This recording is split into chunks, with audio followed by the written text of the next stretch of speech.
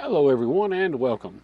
A lot of people out there who are getting into the prepared movement also want to get into reloading, but go into sticker shock when they see how much it costs to assemble the components you need to start reloading. So today I'm going to show you a small kit that you can assemble and put in your sustainability bag that won't break the bank. First I'm going to show you the components of the kit and then how each component works, and then we'll assemble a cartridge. Alright, so first we have our lead ladle. Then we have our Lee bullet mold. This is a 429 or 44 special 44 mag bullet mold, 214 grain semi-wad cutter. Bullets that we cast with a mold. Some empty shell casings. A couple of primers. And then the Lee loader, which is a kind of a standalone hand loading kit. You've got your powder scoop, your depriming chamber, your depriming rod, your shell sizer and crimper, your primer seating tool, and your bullet seater. And then next you're going to have your neck expander, and this will expand the neck of the case so that when you insert your bullet in there, it won't shave the lead. And this is your primer seating rod. So let's go ahead and assemble a cartridge. Alright, so first you're going to take your decapping chamber, insert the shell, then take your depriming punch, center it up on the primer. You'll feel it kind of hit that indention. Give it a couple of taps. Now your case is deprimed. Set that over to the side. Put that back in your case. Next you're going to take your shell sizing tool. Make sure you're using the sizing end. Take and insert your shell. Take a wooden mallet and hammer it down. Hammer it down till it's flush. That way there you know that the shell is fully sized. But that still needs a couple more taps. And next you're going to take your primer seating base. And this is kind of spring loaded a little bit. Take and insert the whole assembly over it. Take your primer seating rod. You'll give it a couple of taps.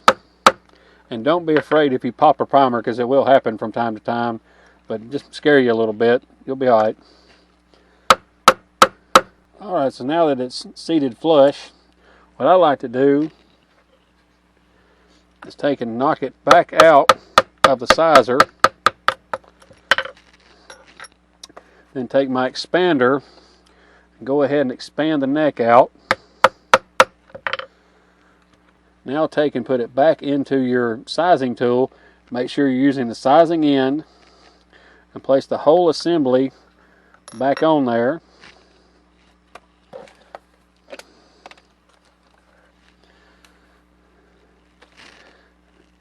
Add a charge of powder. Insert your bullet. Just drop it in. Now next you're going to take the bullet seating end of your primer tool and line it up and give it a couple of taps. Check and see our progress. Still needs to go a little bit more. So I'm going to take and bring it out a little bit.